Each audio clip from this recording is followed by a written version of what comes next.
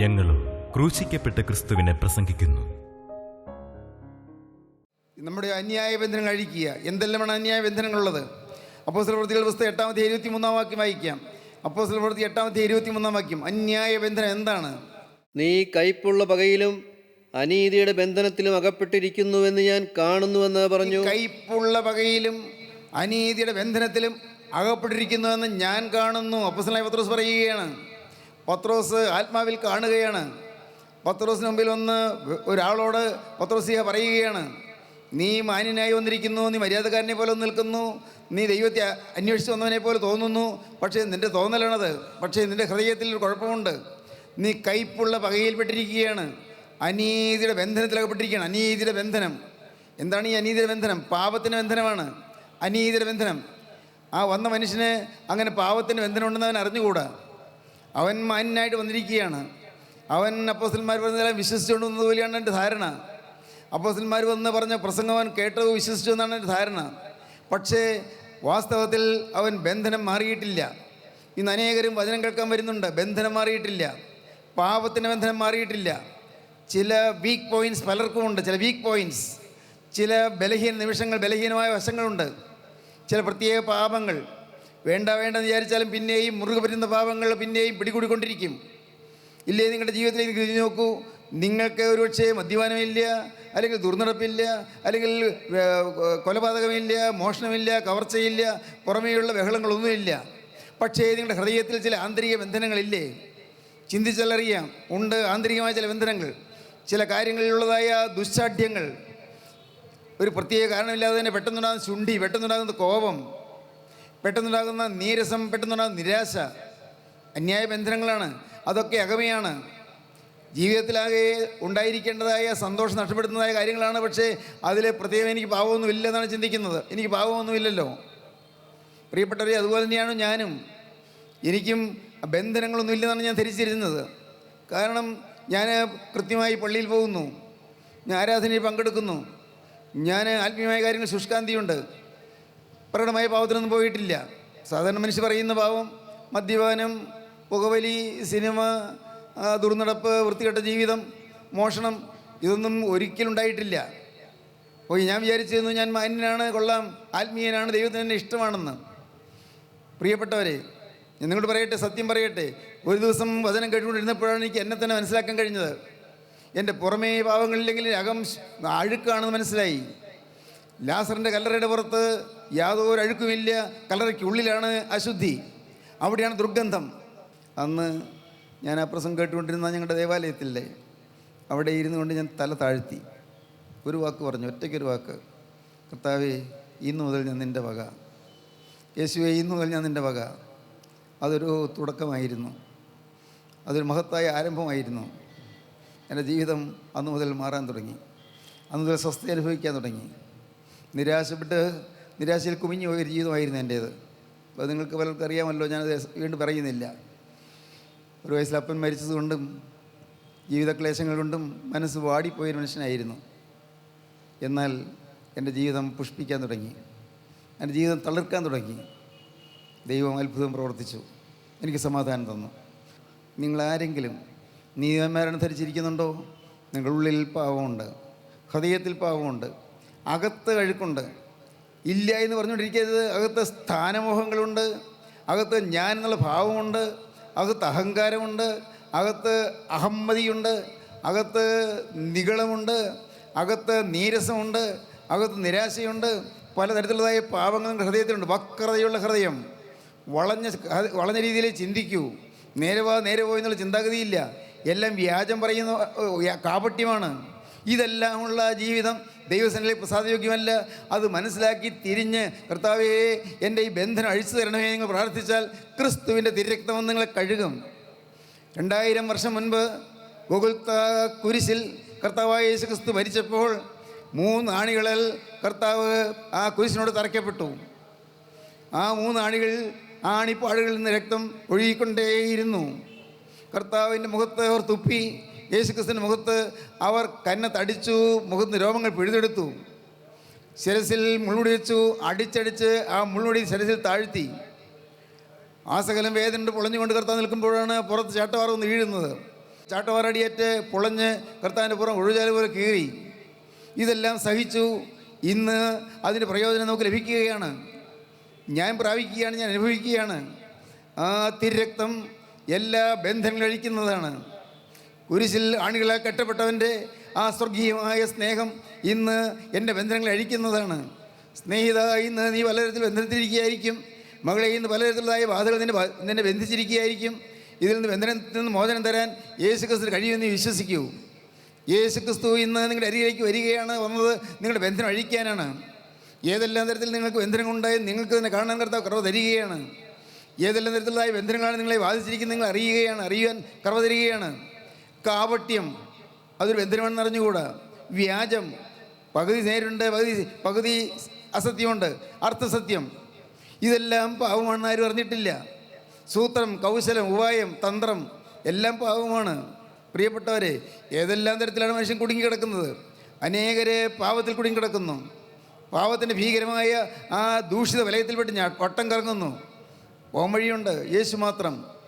ഇന്ന് നിങ്ങളുടെ അരികിലേക്ക് വന്നിരിക്കുന്ന യേശുവിനെ നിങ്ങൾ വിളിക്കൂ. യേശുവേ, എൻ്റെ പാവബന്ധനം അഴിച്ചു തരണമേ. പാവത്തിൻ്റെ ബന്ധനം, നീ കൈപ്പുള്ള വകയിലും അനീതിയുടെ ബന്ധനത്തിൽ അകപ്പെട്ടിരിക്കുന്നു എന്ന് ഞാൻ കാണുന്നു. നീ കർത്താവിനോട് പ്രാർത്ഥിക്കുക. പക്ഷേ നിൻ്റെ ഹൃദയത്തിൽ നിരൂപണം ക്ഷമിച്ച് കിട്ടുമായിരിക്കും എന്നാണ് പറയുന്നത്. പക്ഷേ ക്ഷമിച്ച് കിട്ടുമെന്ന് അപ്പോസ്തലൻ പറയുന്നുള്ളൂ. കൈപ്പുള്ള വകയിൽ അനീതിയുടെ ബന്ധത്തിൽ അകപ്പെട്ടിരിക്കുന്നത് അവൻ തിരിച്ചറിയാത്തതുകൊണ്ട് അവന് യഥാർത്ഥമായ മാനസാന്തരം വരുന്നില്ല, അനുതാപം വരുന്നില്ല. അതുകൊണ്ട് നിനക്ക് ക്ഷമിച്ച് കിട്ടുമെന്ന് പറയാൻ ഉറപ്പിൽ നിന്നാണ് അപ്പോസ്തലൻ പറയുന്നത്. പക്ഷേ നിൻ്റെ ഹൃദയത്തിൽ നിരൂപണം ക്ഷമിച്ച് കിട്ടുമായിരിക്കും. ദൈവത്തിന് സ്തോത്രം. പ്രിയപ്പെട്ടവരെ, അതുകൊണ്ട് ഇന്ന് മനഃപൂർവ്വം നിങ്ങൾ ദൈവത്തോട് പറയുവീൻ. നിങ്ങൾ ഏത് നിലവാരത്തിലുള്ള ആളാണെങ്കിലും, നിങ്ങൾ ഏതെല്ലാം തലങ്ങളിൽ നിന്ന് വന്നവരാണെങ്കിലും, ഏതെല്ലാം നിലവാരങ്ങളിൽ ജീവിക്കുന്നവരാണെങ്കിലും, നിങ്ങളിപ്പോൾ നിങ്ങളായിരിക്കുന്ന സ്ഥാനത്ത് നിങ്ങൾ സ്വയമേ തന്നെ ചിന്തിച്ചുകൊണ്ട് ഒരു നിമിഷം ചിന്തിച്ചുകൊണ്ട് പറയൂ, കർത്താവേ, എൻ്റെ അവസ്ഥ ശോചനീയമാണ്, എൻ്റെ കുടുംബത്തിൻ്റെ അവസ്ഥ വളരെ ദയനീയമാണ്. എൻ്റെ കർത്താവേ, എൻ്റെ ഹൃദയം പാപം കൊണ്ട് നിറഞ്ഞിരിക്കുന്നതാണ്. എൻ്റെ ഹൃദയത്തിൽ അസൂയയും പകയും വിദ്വേഷവും കുമിഞ്ഞു കൂടിയിട്ടുണ്ട്. യേശുവേ, എൻ്റെ മേൽ നിന്റെ തൃക്കരം വെച്ച് എൻ്റെ മേൽ നിന്റെ തിരക്തം ചൊരിഞ്ഞ് ആ തിരക്തത്താലുള്ള മുദ്ര എനിക്ക് തന്ന് ഇന്ന് എനിക്ക് മോചനം തരണമേ എന്ന് പ്രാർത്ഥിക്കൂ. ബന്ധനം അഴിക്കുന്ന ക്രിസ്തു. ദൈവത്തിന് സ്തോത്രം. ഒന്ന്, പാപത്തിന് ബന്ധനം. രണ്ടാമത്തെ ബന്ധനം എന്താണ്? ലൂക്കോസിന് ശേഷം 13-ാം വാക്യം. ലൂക്കോസ് 13:12.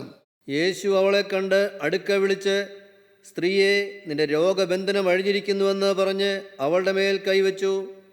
അവൾ ക്ഷണത്തിൽ നിവർന്നു ദൈവത്തെ മഹത്വപ്പെടുത്തി. ദൈവത്തിന് സ്തോത്രം. അന്ന് ആ സംഘാലയത്തിൽ പതിവ് ഒരു സ്ത്രീ വന്നിരുന്നു. ആ സംഘാലയത്തിൽ ഓരോ പ്രാവശ്യവും ശനിയാഴ്ചകളിൽ യഹൂദന്മാരുടെ പ്രാർത്ഥനയ്ക്ക് ജനം വന്നുകൂടാറുണ്ട്. അന്ന് പതിവ് പോലെ ആ സ്ത്രീ വന്നിരുന്നു. ആ സ്ത്രീ അത് മുടക്കിയില്ല.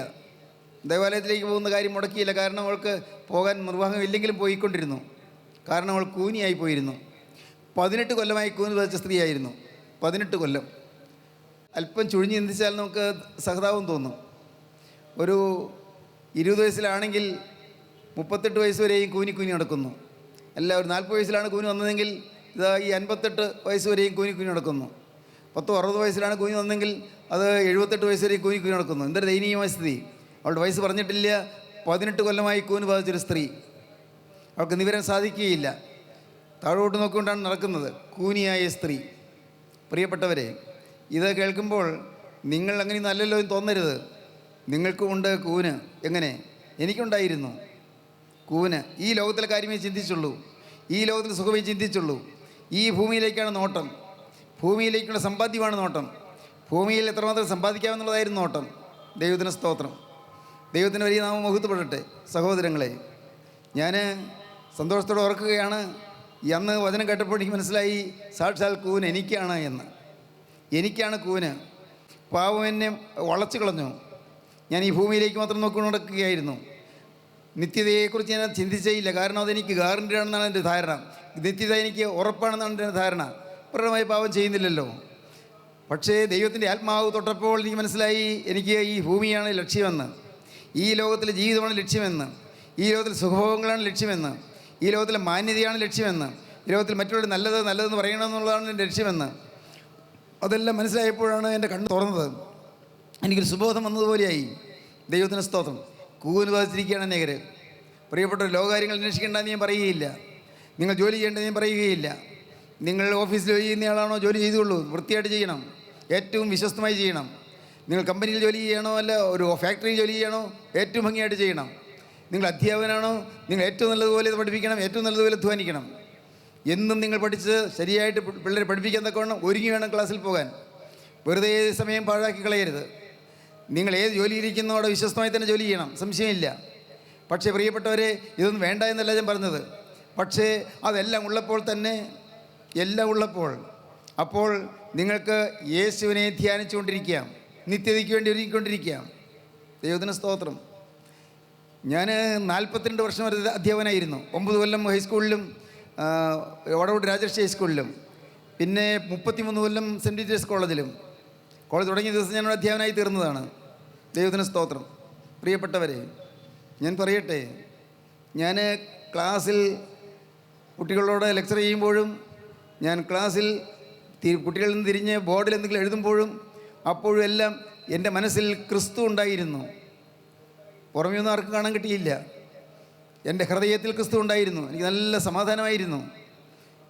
ഞാൻ ക്ലാസ് എടുക്കുമ്പോഴെല്ലാം എനിക്കറിയാം യേശു ക്രിസ്തുവിൻ്റെ ഒരു കരം എന്നെ പിടിച്ചിട്ടുണ്ടായിരുന്നു എന്ന്. ഞാൻ വചനമൊന്നും ക്ലാസ്സിൽ പറഞ്ഞിട്ടില്ല, സുവിശേഷം ഒന്നും പറഞ്ഞിട്ടില്ല. കാരണം പല ജാതിയിലും പല മതത്തിലുള്ള കുട്ടികളുള്ളതുകൊണ്ട് ഈ സുവിശേഷം അവിടെ പറയാൻ ഞാൻ അല്പം പോലും തയ്യാറായില്ല. ഞാൻ ആഗ്രഹിച്ചു, എൻ്റെ സ്വഭാവം കണ്ട് ആർക്കെങ്കിലും മാറ്റം വരുന്നെങ്കിൽ വരട്ടെ എന്ന് ഞാൻ ചിന്തിച്ചു. എൻ്റെ അറ്റൻഡേഴ്സ് ഉണ്ടായിരുന്നു. ഞാൻ പ്രിൻസിപ്പലായപ്പോൾ എൻ്റെ അറ്റൻഡേഴ്സ് ഉണ്ടായിരുന്നു. അവരോട് പോലും ഞാൻ ഒരിക്കലും ഈ കൂട്ടായ്മയിൽ വരണമെന്നോ വചനം കേൾക്കണമെന്നോ ഞാൻ പറഞ്ഞിട്ടില്ല. പക്ഷേ അവർ വന്നത് എൻ്റെ ജീവിതത്തിൽ കണ്ട ചില പ്രത്യേകതകൾ അവർ ശരിക്കും ആസ്വദിച്ചു. അതുകൊണ്ട് അവർ വന്നു. ദൈവത്തിന് സ്തോത്രം. പ്രിയപ്പെട്ടവരെ, ദൈവത്തിന് വലിയ നാമം മഹത്വപ്പെടട്ടെ. ഞാൻ നിങ്ങളോട് പറയുന്നത് ഈ ലോകത്തിലെ കാര്യങ്ങൾ വിടണമെന്നല്ല പറഞ്ഞത്. പക്ഷേ ഇതെല്ലാം ഉള്ളപ്പോൾ തന്നെ നാം ക്രിസ്തുവിൻ്റെ വകയായിരിക്കണം. മുകളിലേക്കായിരിക്കണം നമ്മുടെ നോട്ടം, നമ്മുടെ ഹൃദയം മുകളിലേക്കായിരിക്കണം, നമ്മുടെ ചിന്ത മുകളിലേക്കായിരിക്കണം. ഉയരത്തിലെ കാര്യമാണ് നാം ശ്രദ്ധിക്കേണ്ടത്. ഭൂമിയിലുള്ളതല്ല, ഉയരത്തിലുള്ള തന്നെ ചിന്തിപ്പീൻ എന്നാണ് വേദപുസ്തകം പറയുന്നത്. കൊലോസ്യ ലേഖനം 3-ാം അധ്യായം 1-ാം വാക്യത്തിൽ വായിക്കുമ്പോൾ കാണാം, ഭൂമിയിലുള്ളതല്ല ഉയരത്തിലുള്ളത് തന്നെ ചിന്തിപ്പീൻ. ആ സ്ത്രീ അവൾ കൂനി നടക്കുകയായിരുന്നു. അവൾക്ക് മുകളിലേക്ക് നോക്കാൻ പറ്റുന്നുണ്ടായിരുന്നില്ല. ഭൂമിയിലുള്ളതല്ല ഉയരത്തിലുള്ളത് ശ്രദ്ധിപ്പീൻ, ഉയരത്തിലുള്ളത് ചിന്തിപ്പീൻ. വായിക്കാം. ആകയാൽ നിങ്ങൾ ക്രിസ്തുവിനോടുകൂടെ ഉയർത്തെഴുന്നേറ്റിരിക്കുന്നുവെങ്കിൽ ക്രിസ്തു ദൈവത്തിൻ്റെ വലത്തുഭാഗത്തിരിക്കുന്നതുമായ ഉയരത്തിലുള്ളത് അന്വേഷിപ്പീൻ. ഉയരത്തിലുള്ളത് അന്വേഷിപ്പീൻ, ഭൂമിയിലുള്ളതല്ല ഉയരത്തിലുള്ളത് തന്നെ ചിന്തിപ്പീൻ. ഉയരത്തിലുള്ളത് തന്നെ ചിന്തിപ്പീൻ. നിങ്ങൾ മരിച്ച് നിങ്ങളുടെ ജീവൻ ക്രിസ്തുവിനോടുകൂടെ ദൈവത്തിൽ മറിഞ്ഞിരിക്കുന്നു. നമ്മുടെ ജീവനായ ക്രിസ്തു വെളിപ്പെടുമ്പോൾ നിങ്ങളും അവനോടുകൂടെ തേജസ്സിൽ വെളിപ്പെടും. യേശുക്രിസ്തുവിനോടുകൂടെ തേജസ്സിൽ വെളിപ്പെടാനുള്ളവരാണ്. തേജസ്സിലേക്ക് നിങ്ങൾ കടന്നു വരാനുള്ളവരാണ്. ഒരു ദിവസം നിങ്ങൾ ഉയർത്തെഴുന്നേൽക്കും. ഈ ഭൂമിയിൽ നിങ്ങൾ മൺമറഞ്ഞു പോയാലും നിങ്ങളുടെ ശവക്കുഴി തുറക്കും. നിങ്ങൾ എവിടെ മരിച്ചുപോയോ അവിടെ ഒരുപക്ഷെ ധൂളിയായി പോയാലും നിങ്ങളുടെ പഴയ ശരീരത്തിൻ്റെ രൂപം പ്രാപിച്ചുകൊണ്ട് ഒരാത്മശരീരമായി നിങ്ങൾ ഉയർത്തെഴുന്നേൽക്കും. നമ്മുടെ ജീവനായ ക്രിസ്തു വെളിപ്പെടുമ്പോൾ നിങ്ങളും അവനോട് തേജസ്സിൽ വെളിപ്പെടും. യേശു ക്രിസ്തുവിനോട് തേജസ്സിൽ വെളിപ്പെടാനുള്ളവരാണ് നാം ഓരോരുത്തരും. നാം ഈ ഭൂമിയിൽ അടക്കപ്പെടുന്നു, മരിച്ചു ഈ ഭൂമിയിൽ അടക്കപ്പെടുന്നു. നാം ശവക്കുഴിയിലോ കല്ലറയിലോ അടക്കപ്പെടുന്നു. ഇല്ല, ഒരുപക്ഷെ വെള്ളത്തിൽ പോവുകയോ സമുദ്രത്തിൽ പോവുകയോ ചെയ്തു, അവിടെ ഏതെങ്കിലും ജീവികൾക്ക് ആഹാരമായി തീരുന്നു. പക്ഷേ ഒരു ദിവസം കർത്താവായ യേശു വീണ്ടും വരുമ്പോൾ കാഹളം ധ്വനിക്കും, മരിച്ചവർ അക്ഷയരായി ഉയർക്കുകയും നാം രൂപാന്തരപ്പെടുകയും ചെയ്യും. അപ്പോസ്തലനായ പൗലോസ് പറഞ്ഞതാണ്. 1 കൊരിന്ത്യർ 15-ാം അധ്യായത്തിൽ പറയുന്നു, കാഹളം ധ്വനിക്കും, മരിച്ചവർ അക്ഷയരായി ഉയർക്കുകയും നാം രൂപാന്തരപ്പെടുകയും ചെയ്യും. പ്രിയപ്പെട്ടവരെ, നമുക്കൊന്നും മനസ്സിലാവുകയില്ല. ഈ ധൂളിയായി പോയ മനുഷ്യൻ എങ്ങനെയാണ് പിന്നെയും രൂപം പ്രാപിക്കുന്നത്? എങ്ങനെയാണ് പിന്നെ ഈ പഴയ ശരീരം പ്രാപിക്കുന്നത്? ശരീരം പ്രകൃതിയായുള്ള ശരീരമല്ല, ആത്മശരീരം പ്രാപിക്കും. മുഖച്ചായി അത് തന്നെ, കൈകളും കാലുകളും അങ്ങനെ തന്നെ, തലയും ഉടലും അങ്ങനെ അതുപോലെ തന്നെ. പക്ഷേ ഒരു ആത്മശരീരമായിരിക്കും. ആത്മശരീരത്തിന് ഇപ്പോൾ ഇവിടെ ഇരുന്നുകൊണ്ട് ഇപ്പോൾ തന്നെ അമേരിക്കയിൽ പോകാൻ സാധിക്കും. ആത്മശരീരത്തിന് ഇവിടെ നിന്ന് എളുപ്പം തിരുവനന്തപുരത്തേക്ക് എത്താൻ പറ്റും. ഈ ആത്മശരീരത്തിന് അടച്ചിരിക്കുന്ന മുറിക്കകത്ത് കടക്കാൻ പറ്റും. ആത്മശരീരം ഇത് പ്രാപിക്കേണ്ടവരാണ് നാം ഓരോരുത്തരും. പ്രിയപ്പെട്ടവരെ, നാം നിസ്സാരരല്ല. ആത്മശരീരം പ്രാപിക്കേണ്ടവരാണ്. ഉയരത്തിലുള്ള ചിന്തിച്ചുകൊള്ളണം, ഉയരത്തിലുള്ള ചിന്തിക്കണം. ഉയരത്തിലുള്ള ചിന്തിച്ചാൽ മുകളിലേക്കുള്ള ചിന്ത വന്നാൽ നമുക്ക് ആത്മശരീരം പ്രാപിക്കാം. ക്രിസ്തുവിൻ്റെ വിശുദ്ധന്മാർക്ക് മാത്രമേ അത് കിട്ടുകയുള്ളൂ.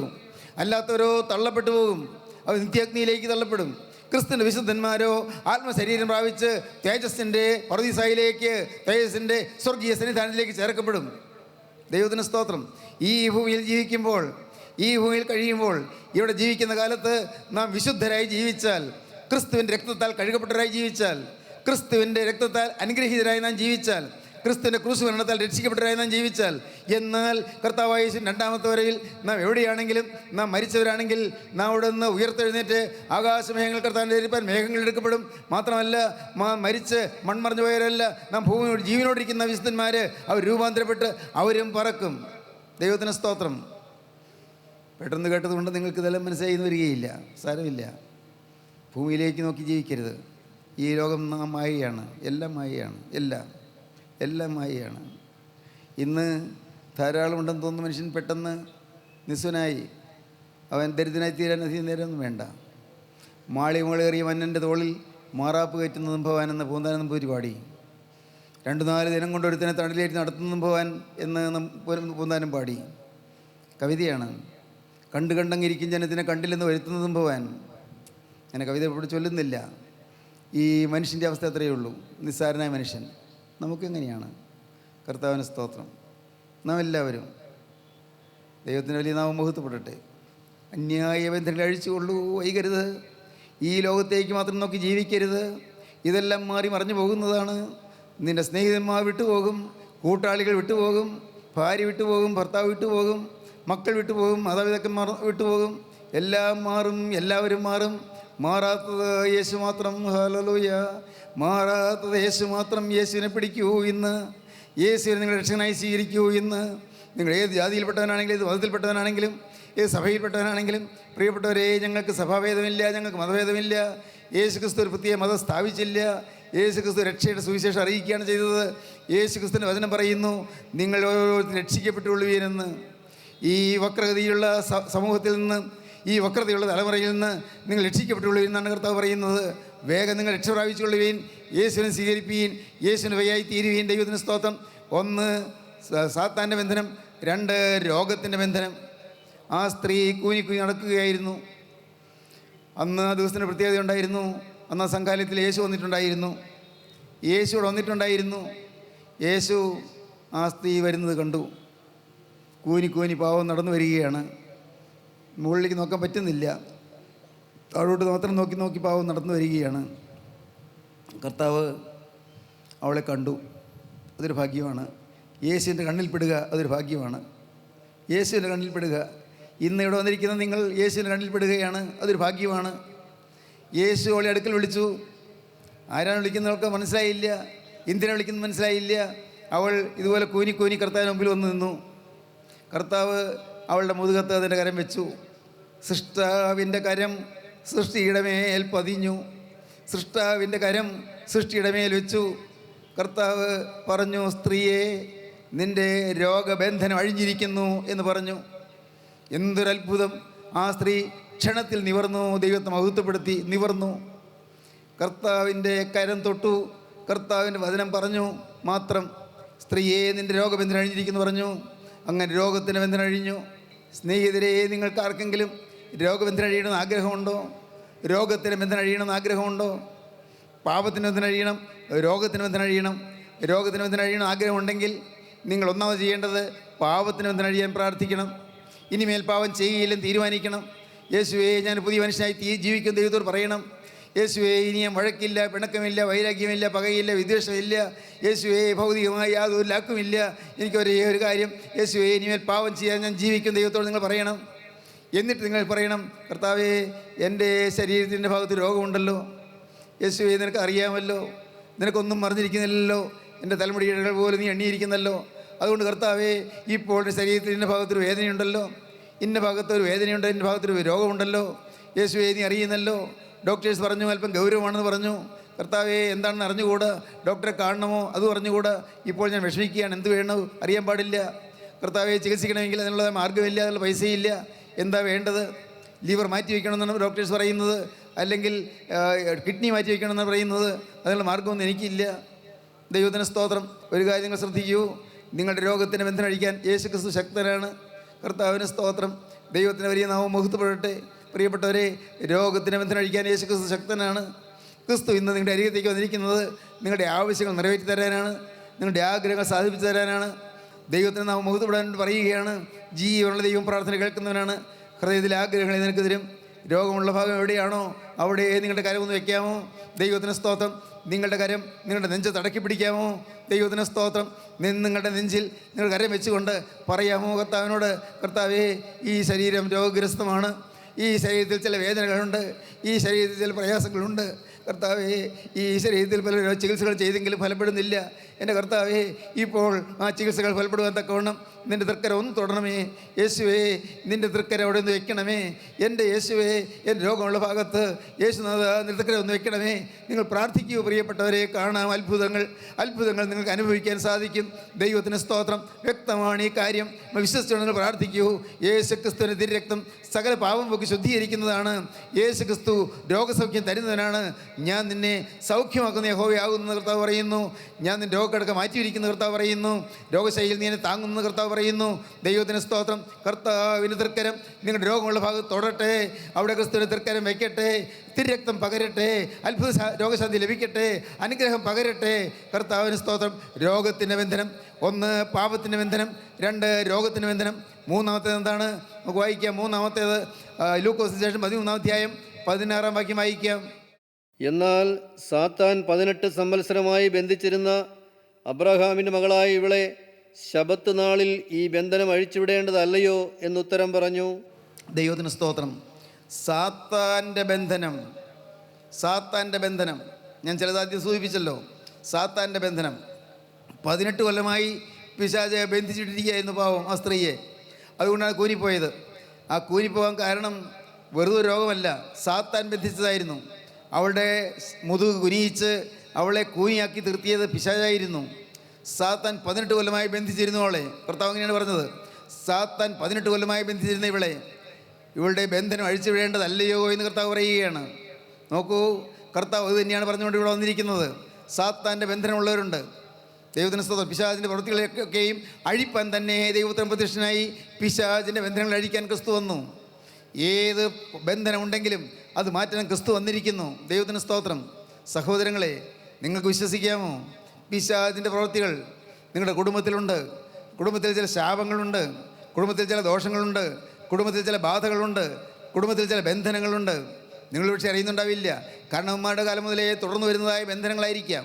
ഒരുപക്ഷേ കാരണവന്മാരുടെ കാലത്ത് വല്ല കൊലപാതകം നടത്തിയിട്ടുണ്ടായിരിക്കുമോ, വല്ല വേശ്യാസംഗമം നടത്തിയിട്ടുണ്ടായിരിക്കുമോ, വല്ലവരെയും ഉപദ്രവിച്ചിട്ടുണ്ടായിരിക്കുമോ, കാരണമില്ല ഉപദ്രവിച്ചിട്ടുണ്ടായിരിക്കുമോ, വല്ല കള്ളക്കേസും കൊടുത്തിട്ടുണ്ടായിരിക്കുമോ, കൊള്ളലാഭം ഉണ്ടാക്കിയിട്ടുണ്ടായിരിക്കുമോ, ഏതെങ്കിലും ഭൂമി അന്യൻ്റേതായ സ്വന്തമാക്കി എടുത്തിട്ടുണ്ടായിരിക്കുമോ, പലതരത്തിലുള്ള കുതന്ത്രങ്ങൾ ഒപ്പിച്ചിട്ടുണ്ടായിരിക്കുമോ, കാരണവന്മാരുടെ കാലത്ത് ആരെയെങ്കിലും ഉപദ്രവിച്ചിട്ടുണ്ടായിരിക്കുമോ. അതിൻ്റെ എല്ലാം ശിക്ഷ കാരണവന്മാർ മാത്രം അനുഭവിച്ചാൽ പോരാ, അനന്തര തലമുറകൾ അനുഭവിക്കേണ്ടി വരും. അനന്തര തലമുറകൾ.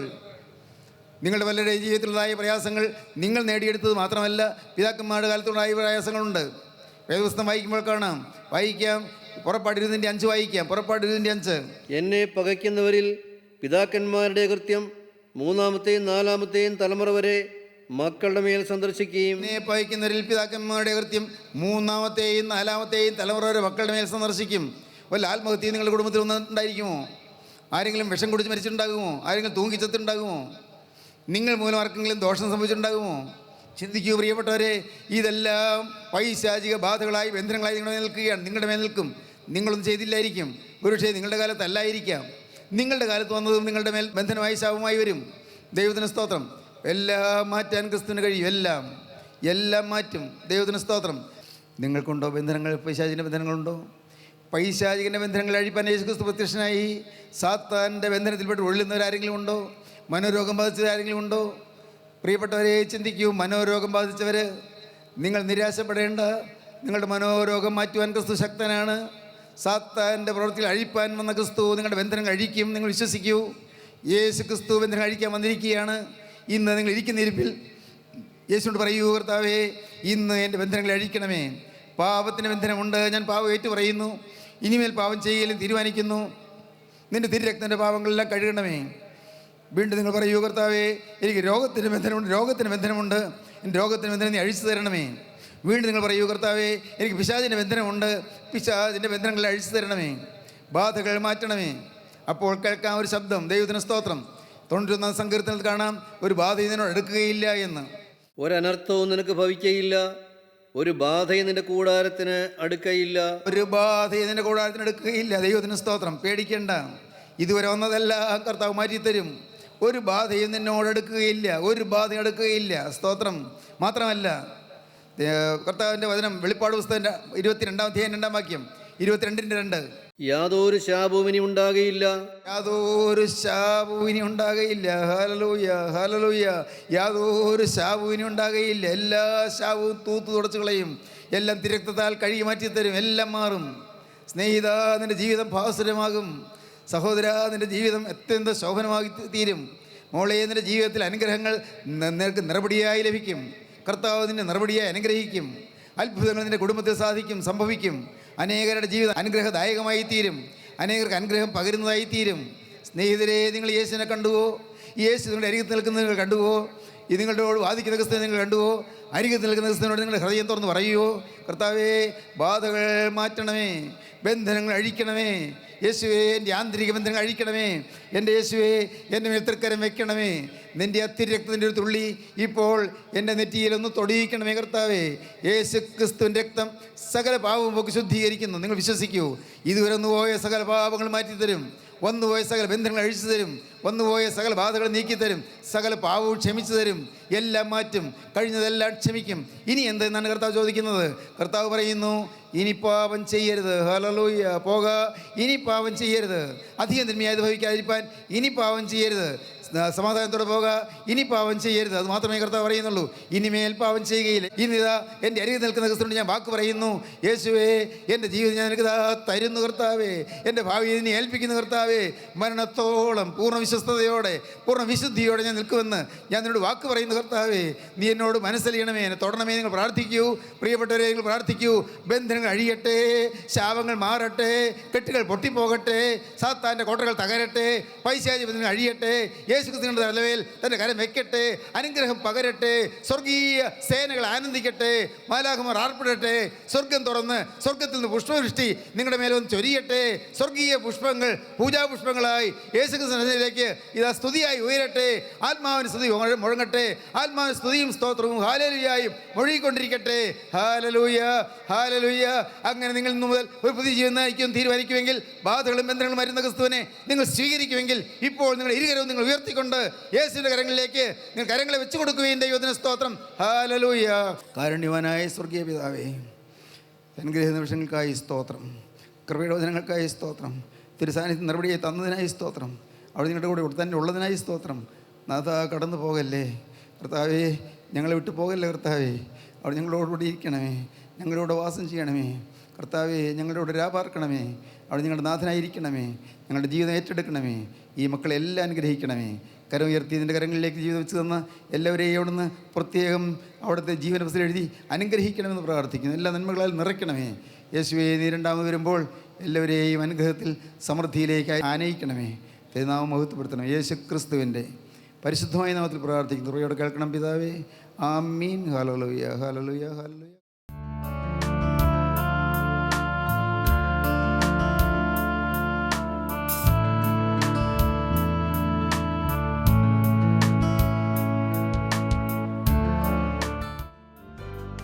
അമൃതധാര എല്ലാ ശനിയാഴ്ചയും രാവിലെ 6:30 മുതൽ 7 മണി വരെ നിങ്ങളുടെ സൂര്യ TV-യിൽ.